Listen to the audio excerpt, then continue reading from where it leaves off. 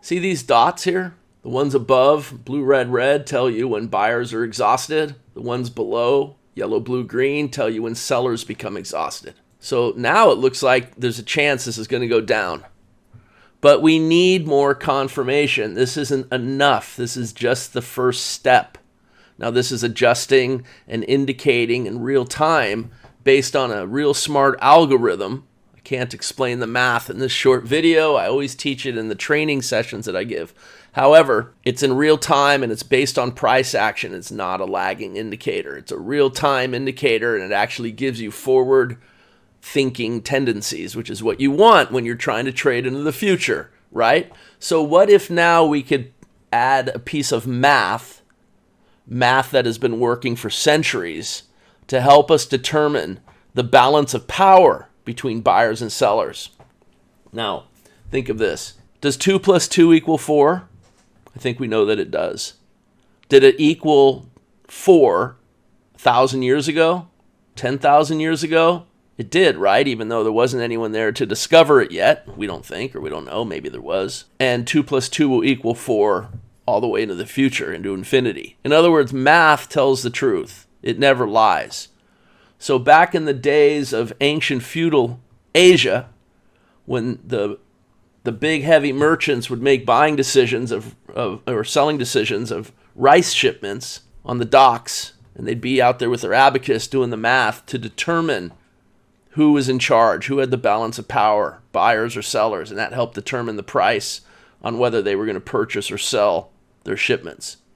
Well, that math still works today, and I've reduced it to a very unique indicator. I call it the balance line, but we could also call it the Crocodile Pit Line, because it shows you the line in the sand that's always moving. On one side is buyers, on the other side is sellers.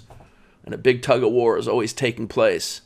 Let me show you what that looks like. Boy, that changes things, doesn't it? We know that buyers are tired and the bar is closing down below our balance of power line, indicating that the sellers may be in charge.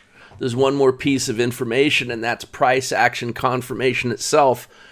We could place an entry based on this pattern. The indicators are going to show us that, but the entry is going to be a little bit below the bar because we still want to make sure that the price action can push lower to give us more confirmation that indeed it wants to head lower. Okay, we want it to push down. So we would place an entry below that bar, usually 2 ticks. It depends on the market.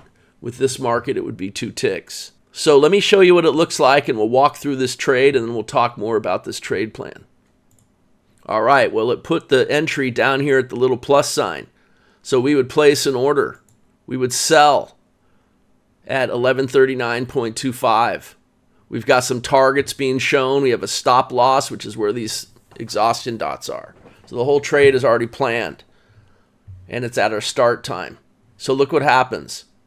It never hits the entry and instead goes up, and the sellers become exhausted, and now you have it closing above the balance line with a long entry. You see how the smart set of rules indicated a possible short. That looked pretty bearish right there, like it was breaking a trend line down, right? But the market is fickle and it had other ideas, and all of a sudden the buyers caught their breath, the sellers became exhausted, and the buyers started pulling the sellers into the crocodile pit. And now you have a long trade. So you would place your order to go long at 1143.25. We're only 47 seconds into the session.